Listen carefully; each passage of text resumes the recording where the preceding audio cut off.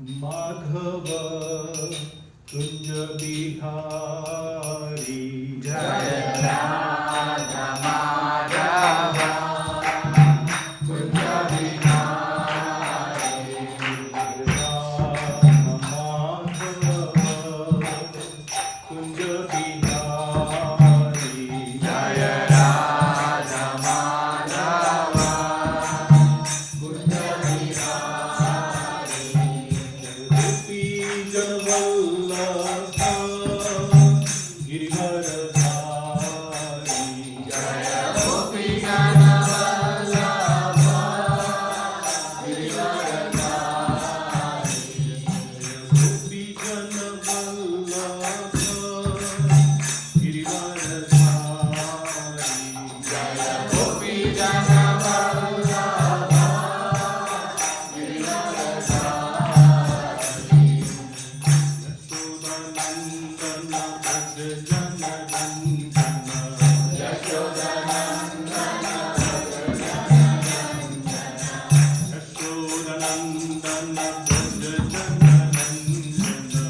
यशोदानन्दन भज जननन्दन यमुना तीरा वनचारी यमुना तीरा वनचारी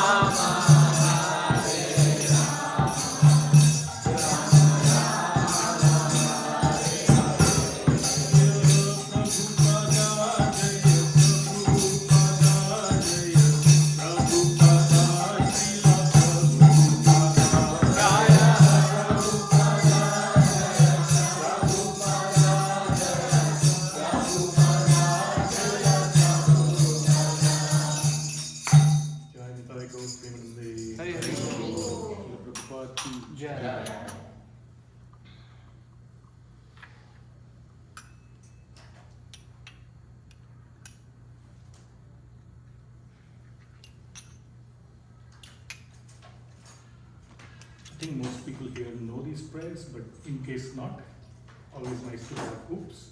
That's a huge change.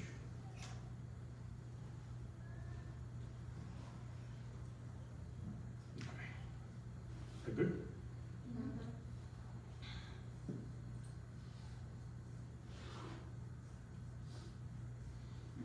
ॐ ज्ञानतिमिरन्दस्य ज्ञानाञ्जनाशलाकाय चक्षुरुन्मिलितं येन तस्मै श्रीगुरवे नमः श्रीचैतन्यमनोभीष्टं स्थापितं येन भूतले स्वयं रूपा रामयं ददाति स्वपदान्तिकं वन्देऽहं श्रीगुरो श्रीयुतापदकमलं श्रीगुरुं वैष्णवांश्च श्रीरूपं साग्रजातं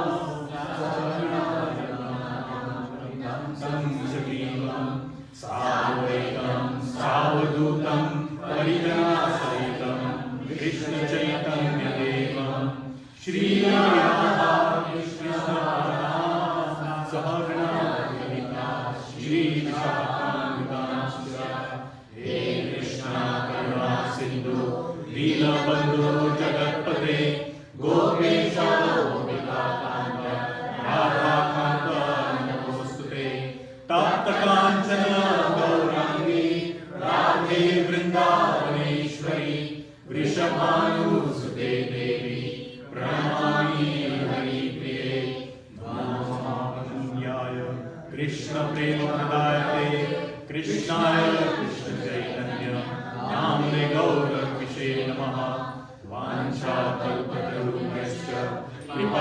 सिन्धुभ्यैव च पतितानां पावनेभ्यो वैष्णवेभ्यो नमो नमः। नमो ॐ विष्णुपादाय कृष्णपृष्ठाय भूतले श्रीमते भक्तिवेदान्त स्वामी नामिने। I offer my respectful obeisances unto His Divine Grace A.C. Bhaktivedanta Swami, Srila Prabhupada, who is very dear to Lord Krishna, having taken shelter at His lotus feet.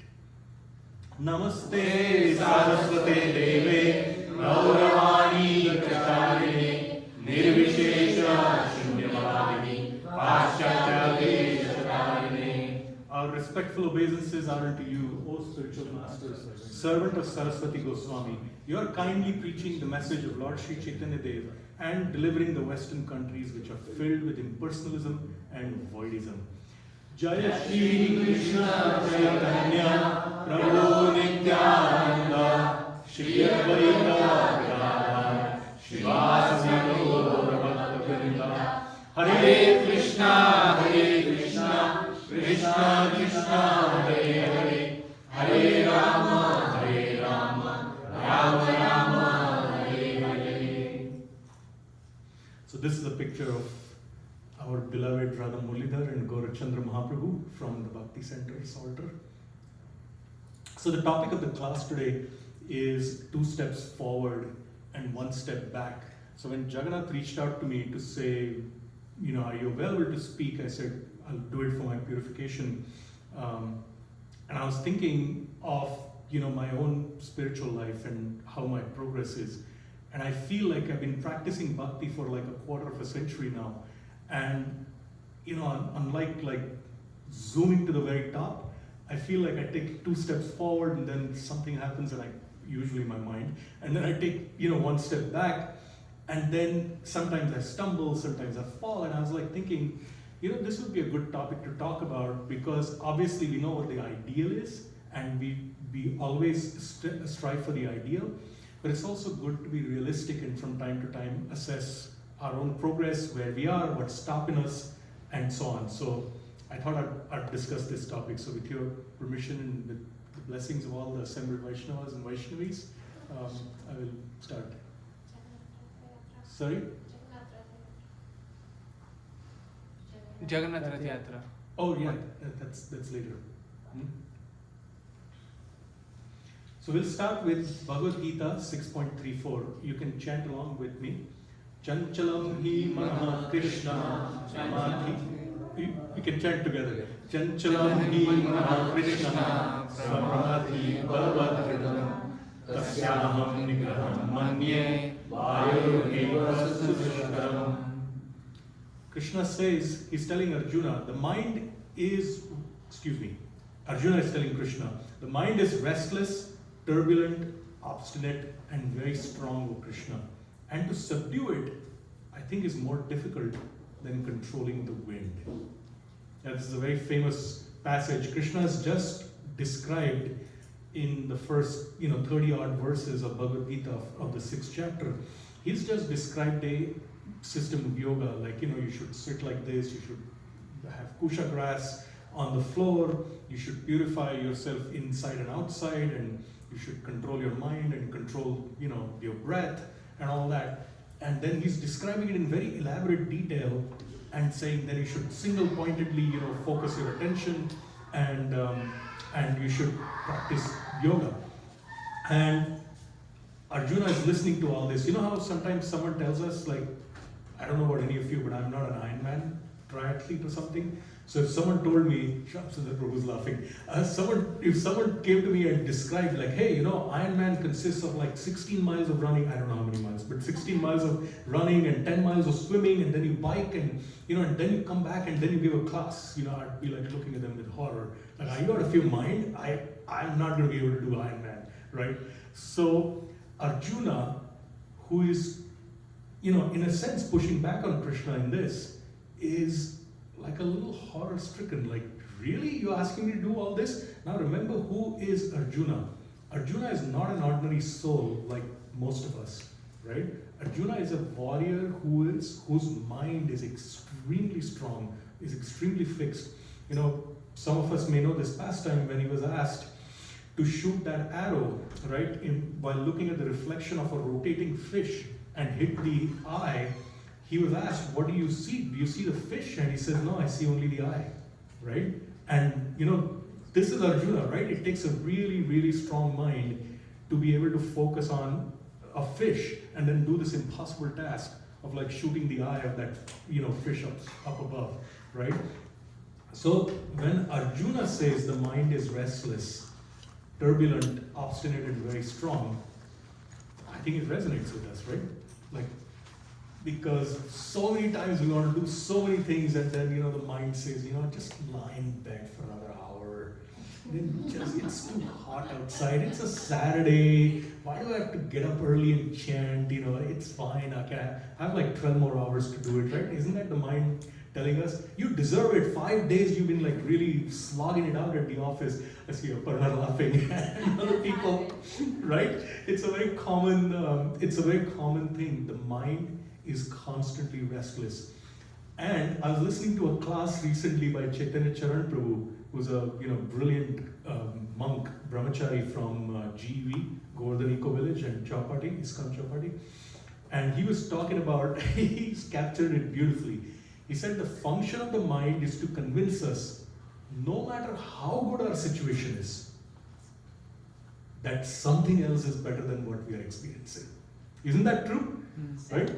We may have just, won the lottery, gotten $10 million. I think the mind will tell us, you could have been 100 million. Right? Or I could have been like 30 years younger when I won it, right? The mind's job is to convince us, no matter what situation we are in, something else is better than that situation, right? And so we find it difficult. So I did pick up the purport from Srila Prabhupada. It's a compact but extremely powerful purport. So we'll go through it little by little. So in the purport, His Divine Grace Srila Prabhupada is saying, the mind is so strong and obstinate that it sometimes overcomes the intelligence. Although the mind is supposed to be a servant of intelligence. For a man in the practical world or a woman who has to fight so many opposing elements, it is certainly very difficult to control the mind. Artificially, one may establish a mental equilibrium toward both friend and enemy. We may say, I don't have friends and enemies, I treat everyone equally.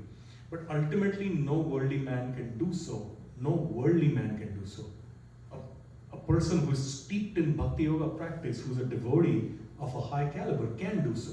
Prahlad Maharaj gives us that example, right? Prahlad Maharaj said, have no friends and no enemies, but where is Prahlad Maharaj, right? He's all the way up there. For this is more difficult than controlling the raging wind. In the Vedic literature, the Katha Upanishad, frequently people say Katha Upanishad, it's not Katha Upanishad, it's Katha Upanishad, right?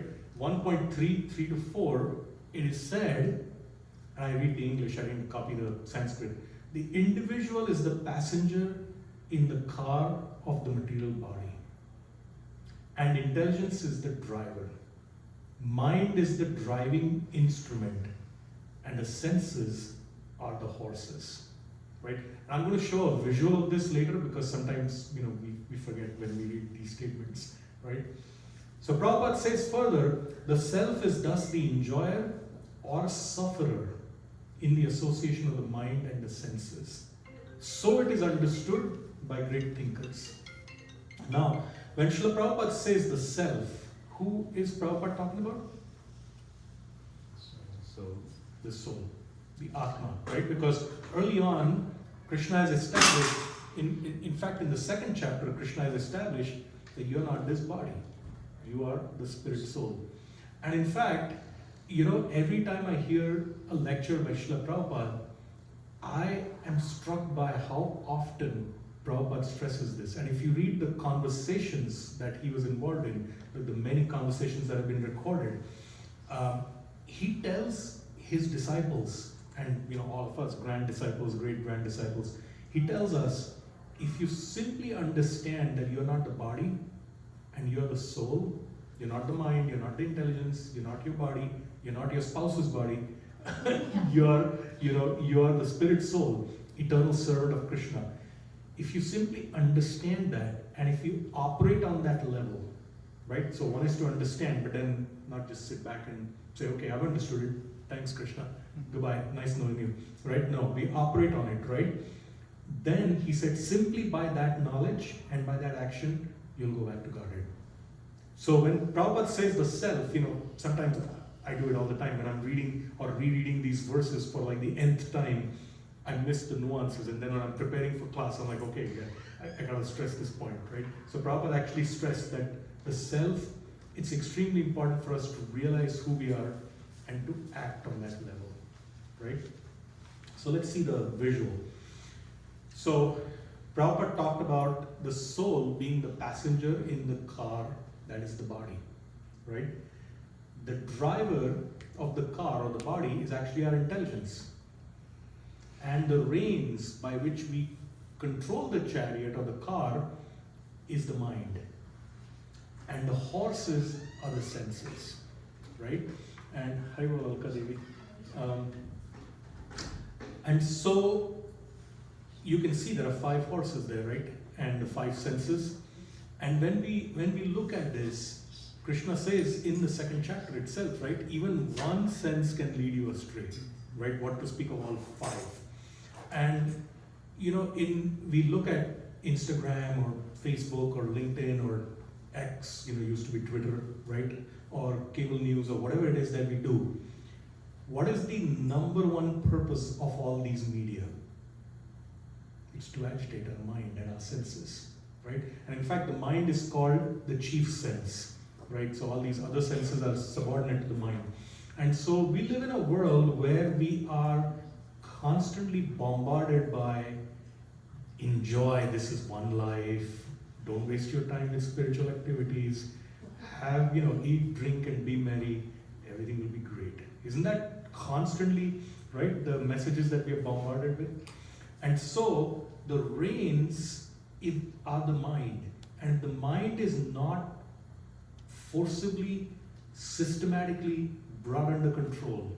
These senses will just rip our lives apart, right? And this happens to devotees too, because we are all, patients in a hospital, in a spiritual hospital, right? So it's not like you can say, well, I've been practicing for 5 years, 10 years, 20, 30, 40, whatever years, right? And I'm safe now. No, you're in the material world. You're never safe, right? Krishna says, 8th chapter, that this is a place of misery and it's temporary, right? So dukhalayam ashashvatam, he says, right? So we have to be vigilant all the time. And it doesn't mean we don't have fun, right? We have fun, we go for hikes, we go for vacations and things like that. But the goal of our life is always to think of Krishna and to remember Krishna. And Prabhupada has given us a very systematic process by which we can do that while living the lives that we do. Prabhupada, in this system, I know in India, for example, especially those who are Indian bodied, their parents, when you first start going to ISKCON, they get scared, especially if you're in a male body, because they're like, oh my God, he's going to become a sannyasi, right? Or he's going to become a monk, a brahmachari, right?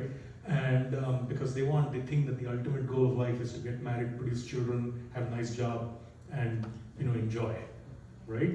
And so they get scared. But Chaitanya Mahaprabhu, who's Krishna himself, who came 500 years ago, he came specifically to tell us, be in the occupation that you are, live as you are, add Krishna to your life, right? He didn't come to say, give up everything and go to the Himalayas and everything is all. He did say, yes, everything is illusion, it's temporary, it's illusory, but he didn't say, give it up and just retire to the Himalayas, right?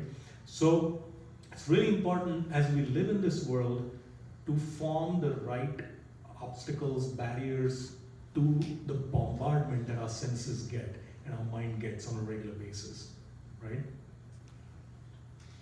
So, continuing the purport by Srila Prabhupada to this verse, intelligence is supposed to direct the mind, but the mind is so strong and obstinate that it overcomes even one's own intelligence. As an acute infection may surpass the efficacy of medicine. Right? There are these strains of tuberculosis that are circulating apparently in some parts of the world, which are resistant to the most stringent, not vaccines, what are they called? The antibiotics, thank you. Antibiotics that have been produced for that, because that acute infection can surpass the efficacy of the medicine. So, such a strong mind is supposed to be controlled by the practice of yoga. And yoga, Prabhupada, does not mean yoga as in those exercises, right? That can form part of keep being healthy and having a strong mind that we can, engage in Krishna service. But he's talking about bhakti yoga. But such practice is never practical for a worldly person like Arjuna. The practice that Krishna had been describing, right? Extremely stringent practice. And what can we say of modern man or modern woman? The simile used here is appropriate. One cannot capture the blowing wind. And it is even more difficult to capture the turbulent mind, right? I'm on LinkedIn because for my profession I have to be on LinkedIn and either contribute or read stuff that's there. And on LinkedIn, a lot of articles and a lot of well-liked and constantly shared articles talk about how to pacify the mind, how to control the mind, and be peaceful, square breathing. Have you heard of square breathing? 3 breaths in, 3 up, hold for 3, 3 out, hold for 3, right? Or 4, right? So square breathing, equal number of times. They're teaching at the special forces also. Yeah, right? So there's all kinds of teaching, and it's all about how do we calm the mind down.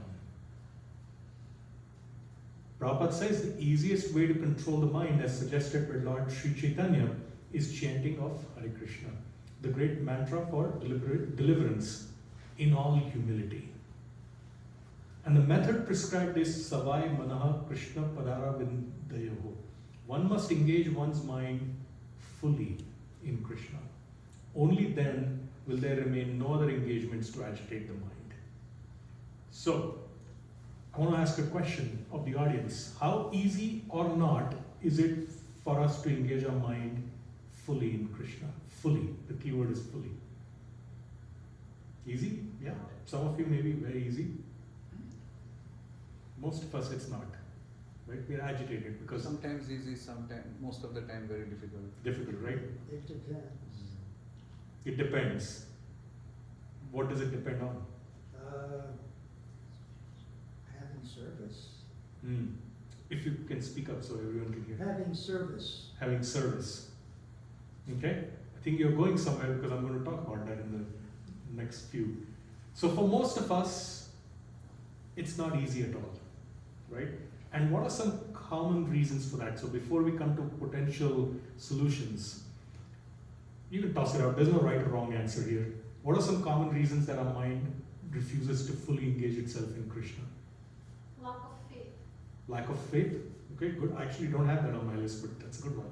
Like a problem that demands a solution. So any immediate problem that demands a solution right now, right? Yeah? Lack of understanding. Lack of understanding, Lack of knowledge. knowledge, okay? Lack of taste. Lack of taste. Anyone? Laziness.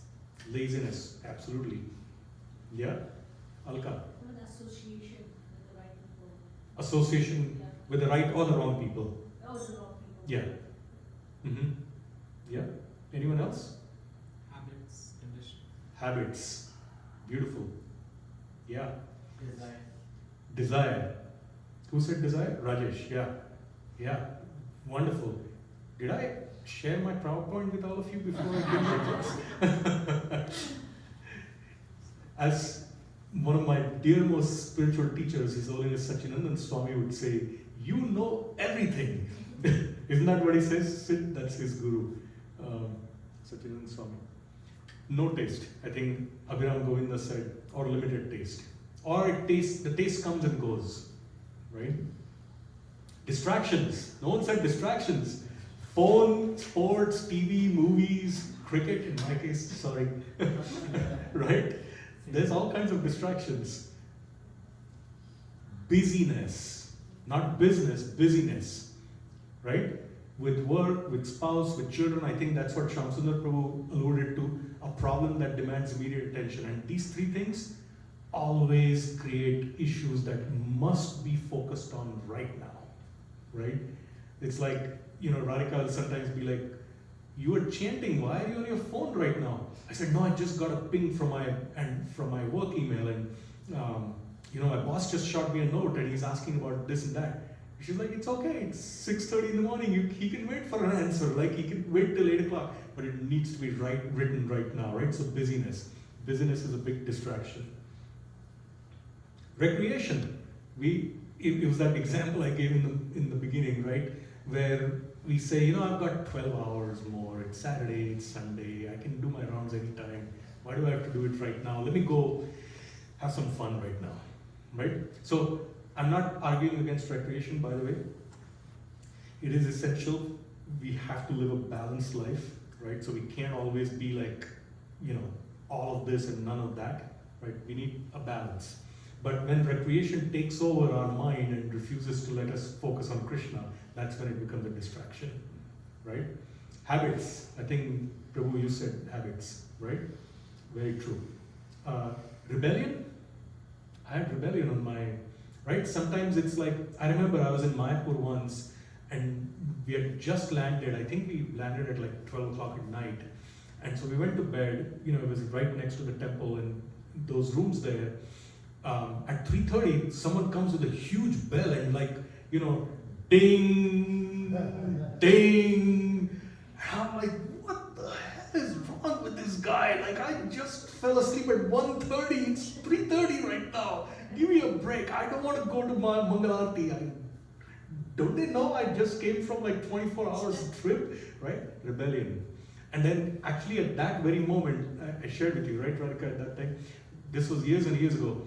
That very moment, my mind said, you are in the holiest dham in Mayapur and your mind is rebelling? What an idiot you are, right? And so I was chastising my mind. So yeah, rebellion, very much a thing. And other folk, even sometimes devotees sometimes can be irritating because we respect all devotees, we love devotees, but we don't get along with every single person sometimes, right? This is a small community, so hopefully it's less here. But in bigger communities, we can find that there are certain devotees you can't stand, and so you offer them respects from a distance. Don't engage yourself too much with them because it can actually affect your Krishna consciousness. Don't go out of your way to harm them, please. That's not a good thing for a devotee to do, to harm anyone, right? But you can keep out of their way because you have to protect your bhakti also, right? And so I thought of some of these things, why our mind refuses to engage in Krishna. So when we start spiritual life, isn't this how we contemplate? My spiritual life is going to be like this, right? Straight line up. Yeah? And it actually is like this, right? And I'll admit, I picked up a S&P 500 chart from 1982 to today because it's very illustrative of, our mind and our progress in bhakti, right? But look at this is over 37 years or something. So the ups and the downs don't look so large, but if you focus in, you'll see that the general direction is upward, and hopefully that's how our bhakti progresses, but there are lots of downs in that journey, right? And some of the downs can be really low. Like if you focus on some of these points, right? These are pretty low, down right here, right? And so these are all, 2007, 2008, great crash, right? The early 2000s, right? So there's lots of ups and downs. And this chart mirrors how our spiritual life progresses. So it's not always that we go in a straight line up, but an inspiration for us to continue in bhakti no matter what can be found in a little child. Some of you are mothers, right, and fathers, but even if you're not, we observe little children, especially toddlers, right? When they're learning to walk, what happens? Aparna, you're a mom. What happens when a toddler is just starting to walk? They fall off and off. They often fall, right? Yeah. Do they remain down because now it's too hard? What do? They get up and walk. Yeah. They get up, right? In fact, you're cringing as a parent. You're cringing because they're falling. It's like, oh my God, like it must have hurt him or hurt her. But they bound up and they don't know. They're fearless, right? And they don't know the meaning of defeat. So they don't get defeated because they're falling down all the time. And that's a key lesson for us in our spiritual life. That no matter what the bumps are, no matter what happens, Krishna is our goal. We can't be distracted. We cannot say, I have too many other things going on. I can't focus on this for now. Let me do it when I'm old, right? And I know our community's suffered a really tragic loss recently, so this will resonate with all of us, right? I, for a fact, do not know if I'll be old when I die. I might die tomorrow, right? So we don't know, right? We don't know when we'll pass away. So we can't rely on, let me finish this aspect of my life. I've got kids, I've got work, I've got so many things to take care of. So let me address my spiritual life later. And then even if you do die at an old age, let's say 90 years of age, the last few years of your life are likely to be not so fantastic, right? I pray everyone will be healthy, all of us, including me, till the time we die. But we've seen, right? Old age is miserable or can be miserable. And so you can't rely on something in the future. The time is now. Prahlad Maharaj in 7th canto, 5 years of age, what is he telling his fellow classmates? It started now in your Yes. spiritual life. Yeah, started now. And he breaks it down that, 20 years of life are spent in education, then 30, 40 years in Grihastha life, you get married, have children, all that stuff. And then you're old, maybe you have a job for those 30, 40 years, and then you're old, and then your senses don't work, your body refuses to cooperate, and you are like 80 years old on your deathbed, and you're like, what happened to my life? I became a devotee at the age of 25. I still don't feel I've made much progress, right? So the reason I'm saying this is not doom and gloom or to depress any of us, including myself, but the sense of urgency. One fantastic way, and it's essential because we're all Prabhupada Nugas, we follow in the footsteps of Prabhupada. We should listen to Prabhupada's lectures from time to time. Some people do it daily.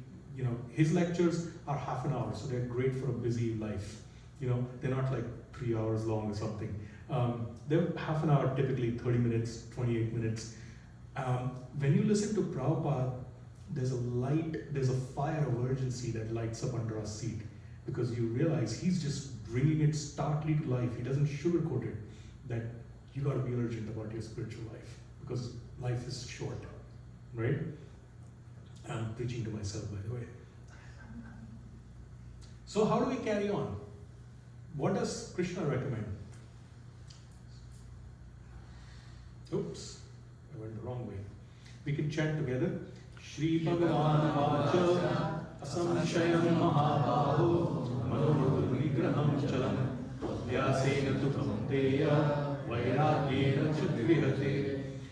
Lord Shri Krishna said, O mighty armed son of Kunti, it is undoubtedly very difficult to curb the restless mind, but it is possible by suitable practice and by detachment.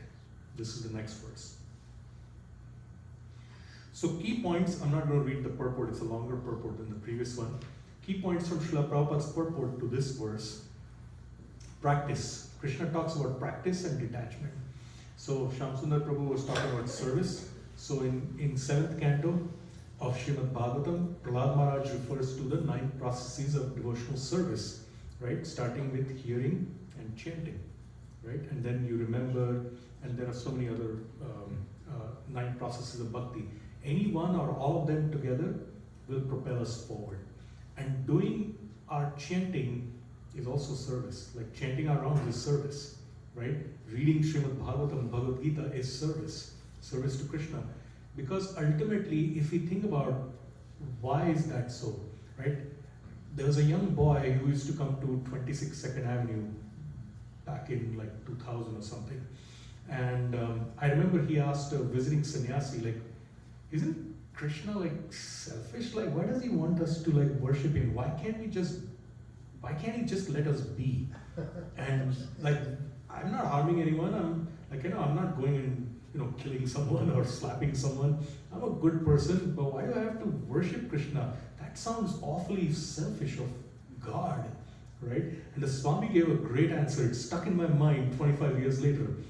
He said, Krishna is actually not being selfish. Krishna is Atmaram. He's self-satisfied. He actually does not need our worship to be happy. He does not need anyone to glorify him because he's already glorious. He's the controller of everything, right? He has made us in such a way that we are never happy until and unless we are connected to him in a mood of loving service. And he's actually doing this simply to make us happy. Not because it makes him happy. It does. When he sees us happy, he's happy because love is reciprocal. But he's doing it because he actually wants us to be happy. And then another great thing I read, I don't remember the devotee, so I can't give him credit, but I read it on Facebook. That great scripture called Facebook. On Facebook, this devotee, I actually unfollow anyone who does prajalpa on Facebook, so my Facebook is swimming with pictures of deities and people posting shastra and stuff like that. For my own sanity, I do that. This devotee, he posted something really that satisfied my heart. Like, why has Krishna created? So one thing is that answer that the Swami gave. But then the second question could be, but why didn't Krishna create us so we could be happy without him? He's God, right? He can do anything, right? And this devotee, he had a brilliant answer, which at least satisfied me. Let me try this on you and tell me if that resonates with you. He said, in any system, right? Take a family unit, take the smallest unit. There has to be a center for everyone to come together and focus on, right? So whether it's a little family unit of you, your spouse, your children, or it's a company, right? Or it's a community like this, there has to be a center, right? Because otherwise, if there is no single center, if there are multiple centers, right? Acharya wants everyone should worship him. He's not. He's the most humble guy. I'm picking on him. Acharya wants everyone should worship him. I come in and say, dude, what are you worshiping him for? Worship me, right? And someone else, Jagannath, comes in and says that, right? Do you think there'll be harmony here? There'll be constant fights. In fact, there'll be bitter fights, right? So it makes sense for there to be a center, a single center. And then Krishna is that center. And he's the perfect center, right? Anyone else will be unsatisfactory for at least some people, right? So, I'm obviously not getting into politics, but half the country thinks one side is great, half the country thinks they are evil and should perish, right? Do you think that's the right center?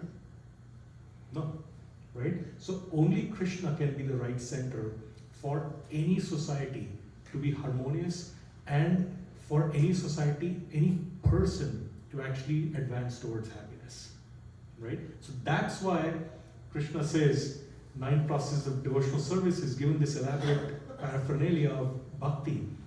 But the greatness of Krishna is that after giving us all this, he still leaves it to our discretion.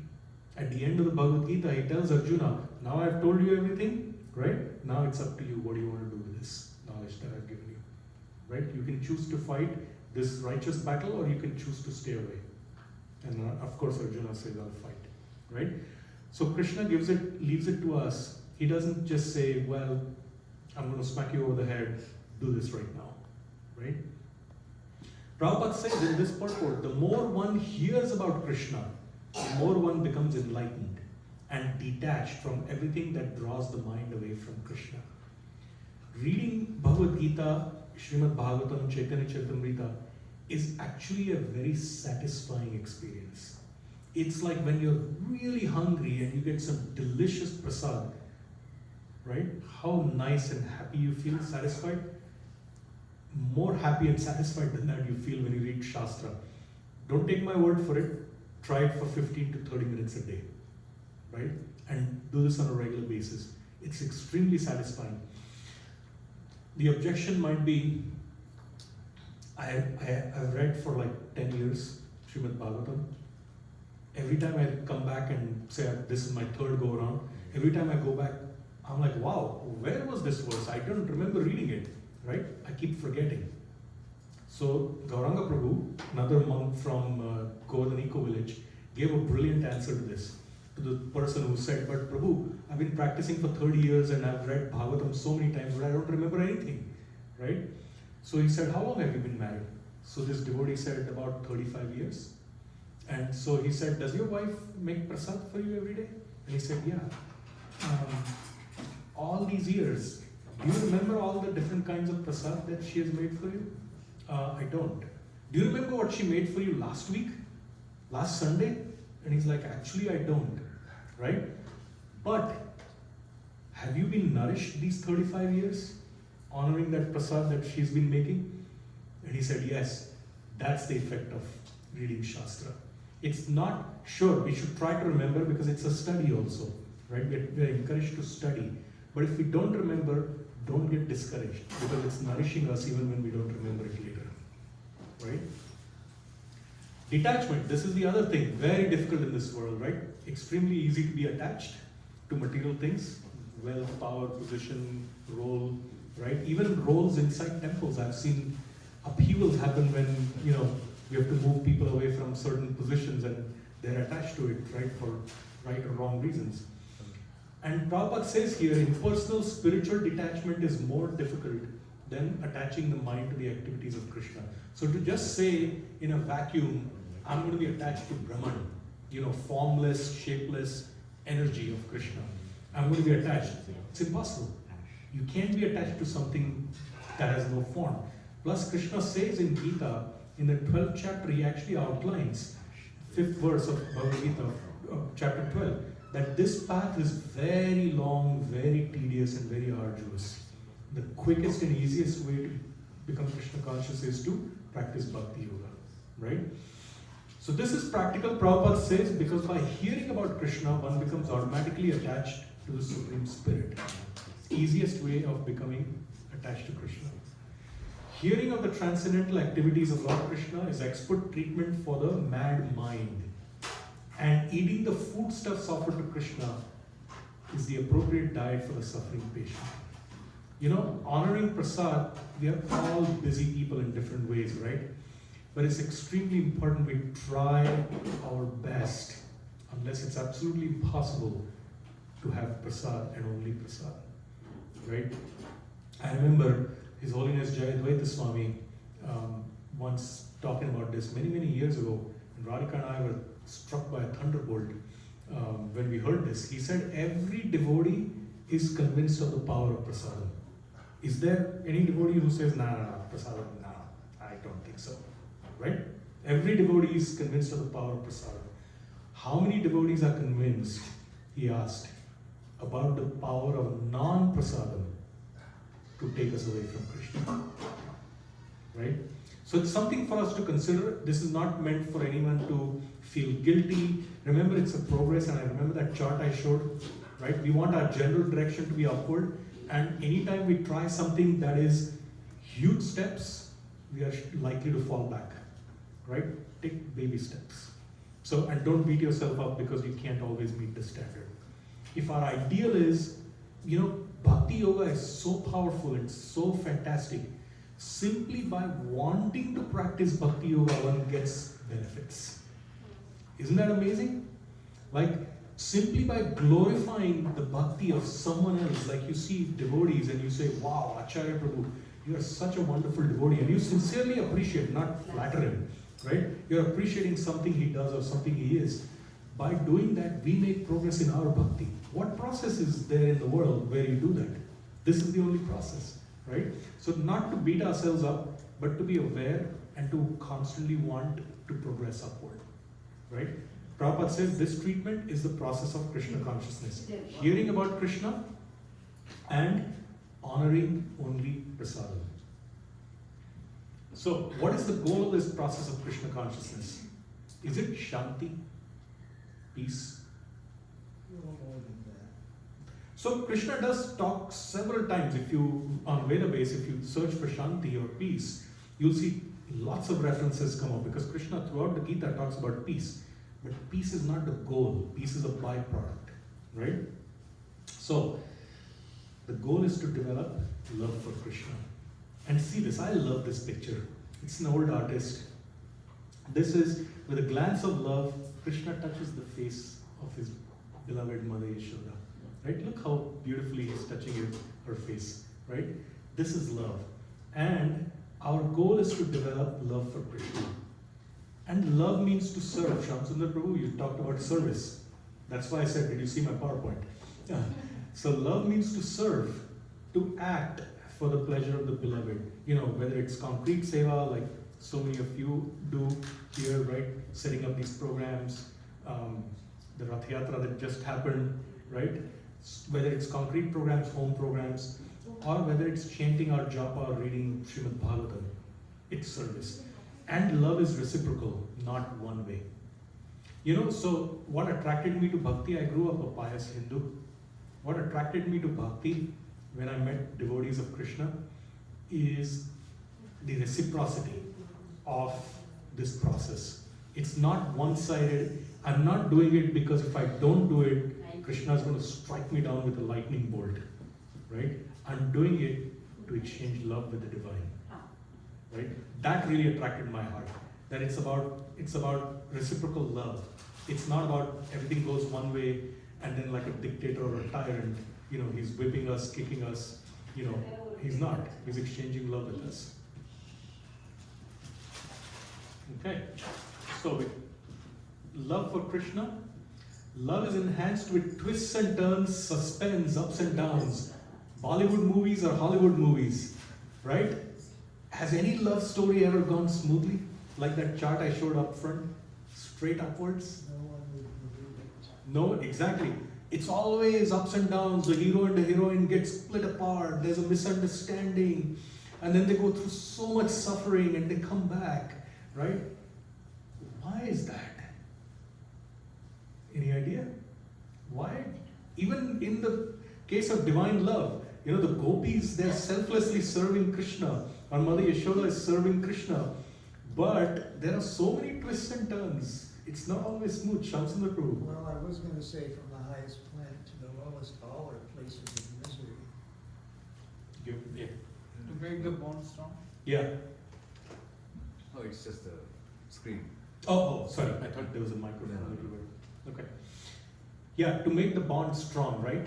It enhances the flavor. Just like if someone gave you food that had no salt or spice in it, you know, you'd be like, what is this? Right? So you want some salt and spice. So the twists and turns are and the suspense, the ups and downs are the spice. And in this connection, I want to, you know, talk about a major twist and turn that almost derailed the Rath Yatra in Indianapolis. And I'm going to ask Abhiram Govinda to say a few words about that. Please. I asked Jagannath, he said you should speak about it. So, you can face the audience. Do you want to say? Those of you who were present for the Rath Yatra, they already know what had happened. But yeah, I just tell a little bit background also. So we ordered so we decided to construct the Rath first of all for our very first Rath Yatra because we couldn't get a ready-made Rath. So first of all, that was a challenge. The devotee, we fortunately had Shubvilas Prabhu, who was good at construction and everything. So Oh, I thought he was husband. yeah. Oh. So he was there. So we were coordinating with him. So but for the canopy cloth, we planned to order it from India. So, but the issue is, it was supposed to come from India around like 10 or 12 days back before the Rath Yatra. But so I was trying to get it as soon as possible. So I was in India. I was trying to get it with me. That couldn't happen. Then Aparna Mataji was coming within few days. I tried so much that it should come with her. That also didn't happen. Then it was supposed to come 5-6 days back, but that also didn't came. So it arrived just 3 days before the Rath Yatra. So that was also very challenging. I mean, we were in a very tense situation that how to manage, because just 3 days before to do all the decoration and to fix it on the structure. Then after it arrived, then we did the decoration. It was also not of the same exact size as the Rath was constructed, so that was also, we had to make so many adjustments so as to fit on it. Then after that, after once we fixed and made the decorations, Why? so after that we took a test drive. So the test ride was fine. So after that we felt confident, oh, nothing will happen. But on the day of Rath Yatra, when we started from Acharya Prabhu's house, so we The Rath was constructed in his house. yeah, Prabhu's house. So from that place to the actual parade, it was around 30 minutes drive. So we planned to reach there by 9:30, and as soon as we started, not even like 1 mile, and that Rath, it hit the wire on the top, and everything collapsed. So whatever decorations we had done about like on the Rath, everything collapsed. So we were completely like what to do, and Jagannath Prabhu and myself, we were behind the Rath cart, and we were driving on a separate car, and Jagannath ji was sitting behind in our car. So the deities of Jagannath. So we were thinking that how Jagannath ji is testing all of us that at this last moment, because devotees had worked so much the previous couple of days to make all the decorations and look it so beautiful, but it was completely, the structure also broke, and it was completely devastated. So we decided to drove all the way to the place. There also we reached around 9:30, and we only had an hour to make some adjustments, and because 10:30 the parade was going to start, and we had to walk because it's not just us. There were 100 entries in that parade because it's the 4th of July parade, so we had to be on time. So all the devotees come together, and like some of us were trying to fix, like somehow or other make some arrangement and fix the Rath, and other devotees were also helping, like they were doing kirtan and praying to the Lord that this might go well. But somehow on time, at 10:30 dot, we were able to put the deities, put the canopy back, somehow adjust it to make it presentable at least, and then we were able to start the Rath Yatra. But once the Rath Yatra started, the people, they were so much they got so much attracted to the Rath. Jagannath Prabhu was sharing that many people were appreciating, this is your unit is the best one, how you are presenting. And many people are also they were trying to participate. Many people took we got immediately once we started the Rath Yatra, we got all the cookies were over, and the devotees were handing over the garlands, flowers, everything what we had they were distributing, and people were also very much appreciative. So this was. And I think at one point Jagannath texted me because I was sadly we couldn't be here for the Rath Yatra. We had made prior plans, so we were in New Jersey, and I was like, how's the Rath Yatra going? And he says, Prabhu, this happened, and he texted me in detail. And he said at one point, what did he say to Jagannath? Lord Jagannath. Yeah. So we were in a car, and we were thinking what we can do. Pandishwar Prabhu called us and said, start thinking about what you're gonna do once we reach the location. So deities were So deities at the back, and me and Abhiram Prabhu, we were talking. So Prabhu was saying that Jagannath is testing us. I said, yeah, he's testing us better, he passed us. So, because then I started talking to Jagannath, the deities were there. I said, see Jagannath ji, I know you are testing us, but it's your Rath Yatra. We are doing it for you. If something happens, blame is on you, not on us. So you better careful and take care. So I was talking to him very loudly, okay, because we are in a pressure, a stress, very stressful, because we work so hard and it's tore apart everything. And then we just we were talking, and I just heard a sound like a ting or something like that. And car was like little stable, and suddenly I said, Prabhu said, Jagannath just gave a signal that we'll pass. And next 40 minutes, we constructed the canopy, whatever we had, everything was on the top, and we did the Rath Yatra. So we don't know the Krishna's plan, how he wants to do it, because when we entered in a Carmel Prabhuji, thousands of people were waiting, and we entered with Rath, with a broken Rath. The pipes were there, the cloth was, yeah. And you know, some people were looking at, some people were surprised, some people were motivating us, you know, guys, you can still do it. Some people were laughing. So, and you know, the funny part is, we did one round at the gas station. We were looking for our location, and we did a second round. And I was like, already our Rath is broken, still we are doing the 2 rounds, so people can see properly what has happened. So, but when we got everything settled up, people started, you know, you guys made it. Like I was on Rath. They were cheering you on. They were cheering, like you guys made it. And they said, you have the best decoration, because we were reciprocating, giving the garlands.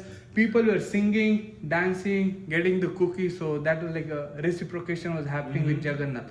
And at one point, we ran out of the garlands, the cookies, and people were looking at, like, you know, like further away, they were saying like the person on the earth was giving away something. And at their point, I had nothing. So they were asking, don't you have anything for us? I was like, we are running out of everything. Then I saw some flowers on Lord Jagannath. So I started, Prabhuji, can I take the flowers? Yeah. So I started taking the flowers, I started giving out the flowers, and that also went out. Then I was checking what I can give from Jagannath. Because when I set up the deities, we had bhogas, flowers, everything. And at the end of the Rath Yatra, Jagannath had nothing. So we had bhogas as well. We started distributing the cookies, bhogas, all the prasad, even flowers. Even some few petals, like rose petals, like the garland. I started picking few petals and give it to people. There's nothing, and so it was wonderful. Wow, Jai Ho! Isn't this the best story? Prabhuji, I should tell these 2 boys, they worked 5 days, even Acharya Prabhuji, continuously for 5 days or 1 week, I think so, day and night. And Krishna Priya. Shubhavilas. And Mataji making food for them. And continuously they were. Really, we have to tell Hari Bol and Hari Krishna. Yes. Let's do 3 times Hari Bol. Hari Bol! Hari Bol! Hari Bol! Lord Jagannath Baladev Subhadra ki Jai!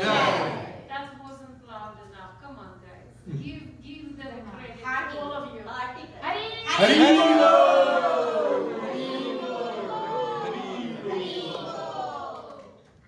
So see, Jagannath is in my heart, Jagannath is Krishna, Jagannath is in my heart, he's in everyone's heart.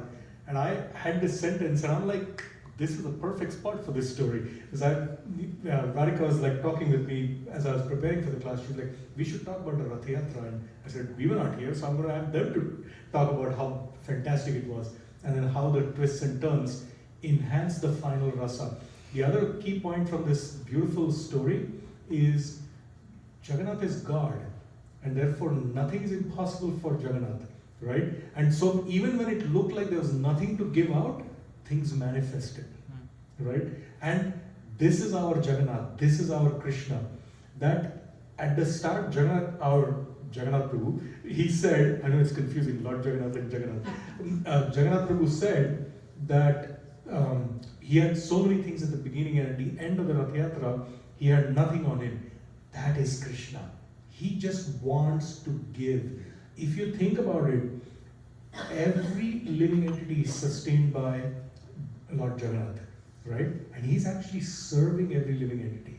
Why would we not, if we truly want to develop love, why would we not serve him back, right? I love these stories. This was fantastic. Thank you. Lived experience. Yeah. The endeavor of the devotee to please Krishna and to take on anxiety for him pleases Krishna so much that he reciprocates by giving himself to the devotee. all of you who were engaged in that service, so many things you did, didn't you feel Krishna in your heart reciprocating from that? Yeah? It was, that actually produces the highest form of happiness or ananda for the devotee. And so from our present state of consciousness to feeling pure love for Krishna, is that a journey too far? What will it take for us to get to that point of pure love? Right? So remember, we've been talking about 2 steps forward, 1 step back, right? And so I've got a couple slides left, so I'll finish. Key things required to advance in bhakti. Obviously, Srila Rupa Goswami has given us different items that we can practice and we should practice. But I thought I'll start with desire. I think Shyam Sundar Prabhu was it, or someone who said desire? Rajesh. Rajesh said desire, right? Which is why I said, did you read my PowerPoint? Krishna does not impose anything on us. He reciprocates with our desire. Even when we want to go away from Krishna, he's reciprocating. But the laws of karma take over, right? So he doesn't bother himself with us then, right? He lets his entire system apparatus that he's created deal with it. Sometimes we get nice karma and sometimes we get kicked in the butt, right? So both things happen, or worse, we get our neck cut off, figuratively speaking. So desire is the single most important thing we can cultivate. It's in our hand. Krishna, I want you. I'm so fallen that I actually don't want you with all that great desire, but please accept me with all my imperfections. Help me. When we pray like this and we have this mood in life, magical things happen. And then the second thing that aligns with desire is sincerity.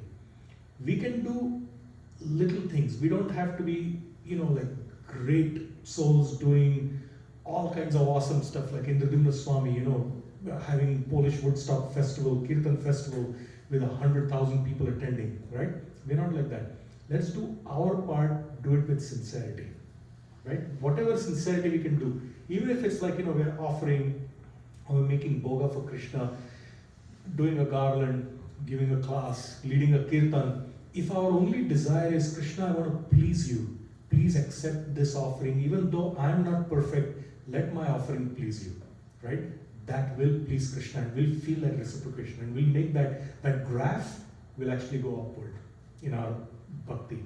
And then, with sincerity comes effort. It's not a theoretical exercise, right? It's not like, okay, Krishna, I love you, goodbye. We have to do something to show Krishna because love means service, right? Some of you who have children, if you claim to love them but you don't feed them, do you think you really love them? Or you don't protect them? No, you don't love them, right? So it's more than just lip service.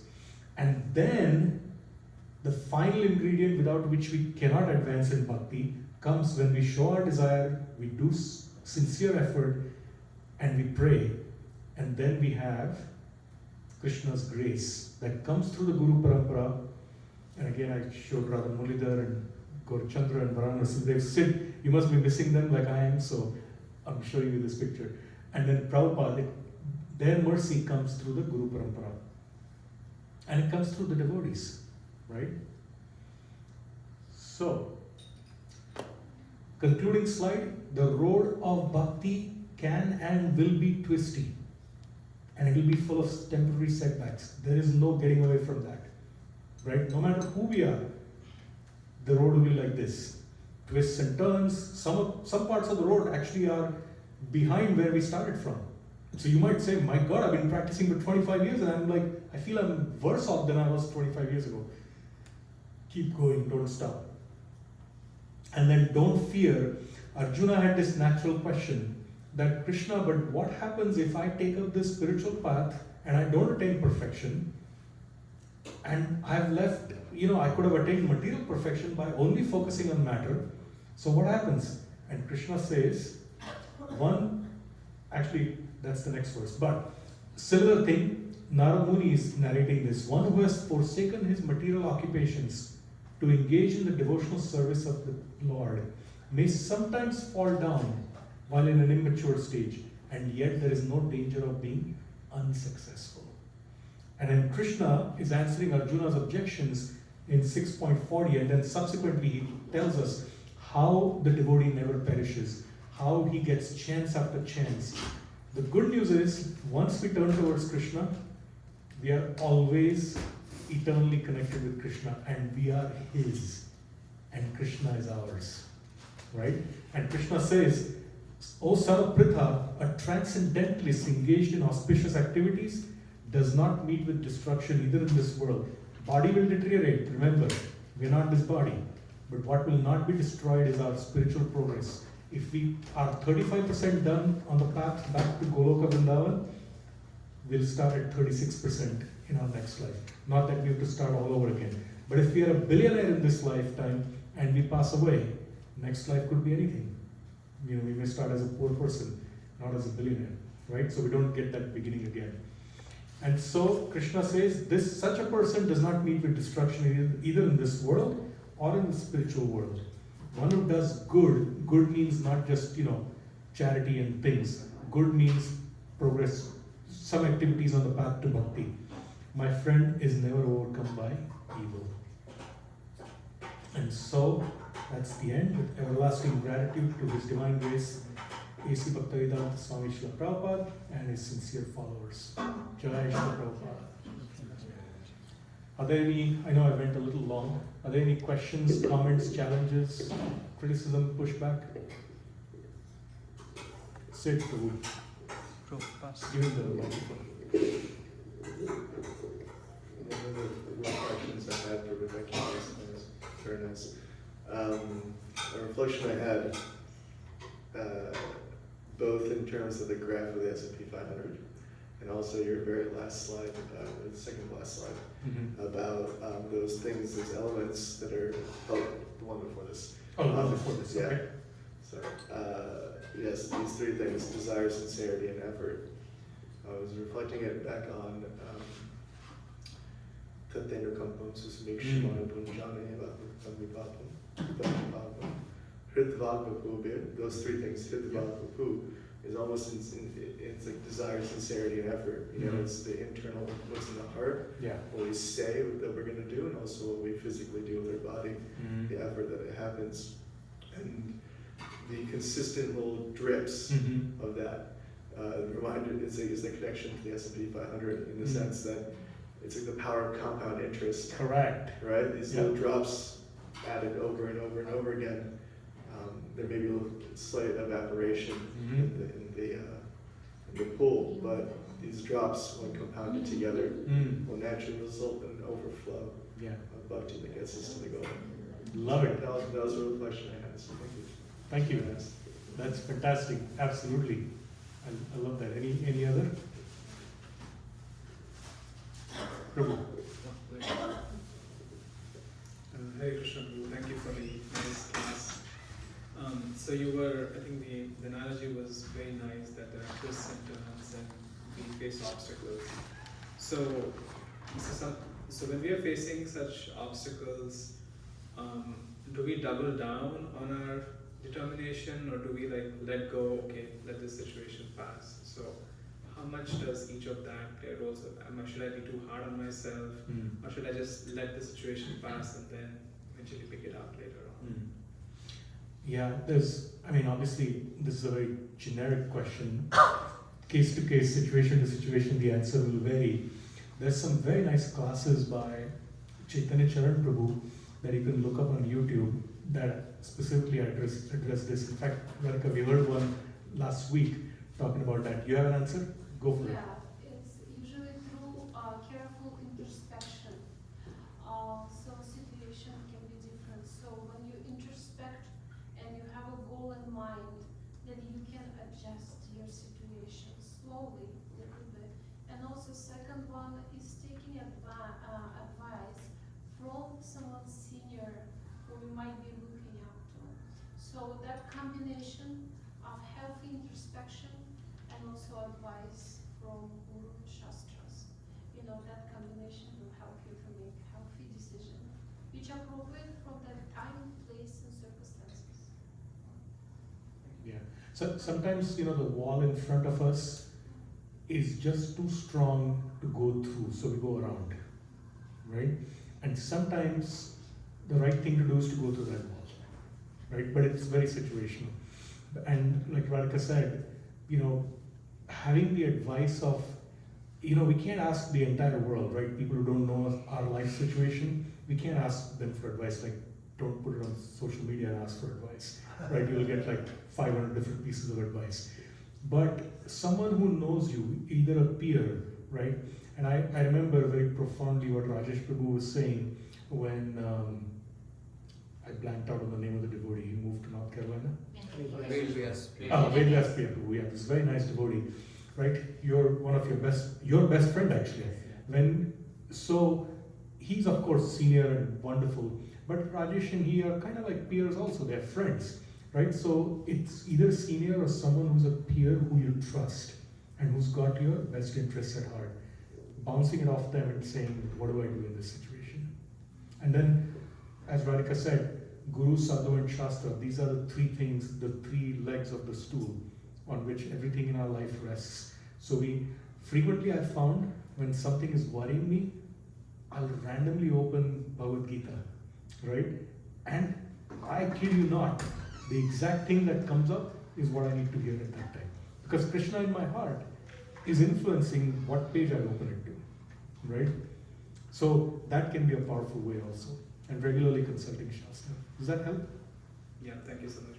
That definitely helps. Thank you. Anyone else? You kind of answered the question, Guru Sadhu Shastra. So in this journey, what is our best? What are your top 2 recommendations of our best source of support? The scriptures are there, but it's not always too easy for, especially people like us who are like beginning their spiritual journey, to immediately connect with scriptures, like open a page of the Bhagavad Gita. So what other sources of support, reinforcement are there to make sure we don't drop? We don't drop away. And these are twisty mountain roads, right? So they're dangerous. Yes. So can I give a car analogy and then answer your question? Yes. Because I'm a car guy, I love cars. Have a good seatbelt, wear it always, and have a well-serviced car that functions. And so it sounds cryptic, I'll decode it. The seatbelt is association of devotees, right? Without that seatbelt, we'll get thrown out into the material world and could lose our life, literally or figuratively, right? So the seatbelt is really important. Well-serviced car is body, mind, and soul that is nourished. We need to take care of our bodies also, right? Be healthy. We need to take care of our mind by feeding it the right things. So having daily charge, daily spiritual practices, right? Some of us may have taken a certain number of rounds that we have to chant, right? But at least having some connection with Krishna on a daily basis, right? It's like one of my trainers, she used to say way back, I used to take her classes in New York. She would say, you eat every day, don't you? She would tell the class, and I'm like, yeah. Why don't you work out every day, right? So that analogy can be extended to, we do so many things every day, why don't we plug into Krishna every day, right? So that's part of keeping the car well maintained, so that no matter what happens, the road may twist up, may go down, there might be a landslide, right, that blocks that road, we'll be able to make our journey smoothly. That answer your question? Yeah. And having friendships, you can't be friends with the whole world, but having a few close connections, right? People who are on the same path and wish you well. These 2 things are so important. Wish you well is important, and know you, right? So that, you're not taking random advice from a random stranger, but you're taking advice from someone who knows you and means well in your life. Thank you, bro. You look unconvinced? No, thank you. Okay. I'm convinced, not that You are contemplating. Yes, I'm just trying to process. But Yeah. There is one, I don't remember this story fully, but someone asked Prabhupada about, journey is very hard, the body can be troublesome, principle sadhana can be difficult, and, I cannot practice all of this, it's so difficult. Well, how I can reach Krishna. And Prabhupada said, just don't get off from the bus. Yeah. Just be on the bus, don't get off. You cannot do, just come for association with devotees. Just do whatever you can, just don't get off. Destination, you will be delivered. Bus is going there. Yeah. You will be there. If you get off, there is no guarantee. Yeah. But if you just stay with whatever you can, you will get there eventually. Yeah. So I And think it's very inspiring. it's inspiring. And we have to remember that it does take our effort, right? Because Krishna is not going to give it to us. For years I was like, Krishna, you're God, come on, you can do it, right? Just give me all this bliss, make me pure. Doesn't work that way. Krishna wants to see reciprocation, because love is about reciprocation. And what we are aspiring for is actually the highest spiritual truth. And for love, there has to be effort. It's not words. That's why I gave the analogy of, you don't feed your child, you don't take care of them, you let them run wild like animals, you're not a good mother or father, I'm sorry, right? You have to do service for your child to be a good mother or father. It's the same thing. At service, we want love, we have to serve. And service is not just, there are many forms of service, right? And it's not like one is higher, one is lower. And then Prahlad Maharaj talks about the 9 processes of bhakti. The most important are hearing and chanting, right? Because that fuels our desire for spiritual practice. The hearing and chanting, if they're weak, our desires are weak for spiritual life. Aviram Govinda, you picked up the microphone to say something? I was trying to remember one of the points from, I also heard a couple of some of the Chaitanya Charan Guru's talks about this. So he was also saying that as we grow in spiritual life, we also develop some taste of some aspect of Krishna consciousness. So in the time of difficulty, we fall back to that. So I was trying to remember, I'm not able to recollect what entirely he said. So yeah, it's like you're on a long hike and all you have left is water because you got lost, and now there's a 3-hour road back, right? You're not going to die because you carry stores of fat and muscle, right? So you're carrying glucose stores in your body. And that's what Abhiram Govinda Prabhu just mentioned, that we have to build up these stores of spiritual muscle, spiritual strength. So when we go through difficulties, we call on those reserves. And then when times are good, when they're smooth, we build up those reserves. We don't just say, okay, I'm going to coast by on the reserves. Because guess what? If you live on what's in your bank account but never replenish it, one day you'll run out of money, right? So we replenish the bank account, the spiritual bank account, by constantly feeding it, and then we draw from it at times when it's like, I'm going through some struggles, but don't give up the process. All good? Yes, right. Thank you. Srila Prabhupada ki jai. Jai. Thank you so much. Hare Krishna. Hare Krishna. Thank you, Prabhuji. Thank you for guiding us. So we'll chant Prabhuji by chanting Hare Krishna mantra. Hare Krishna, Hare Krishna, Krishna Krishna, Hare Hare, Hare Rama, Rama, Rama Rama, Hare Hare. So we have an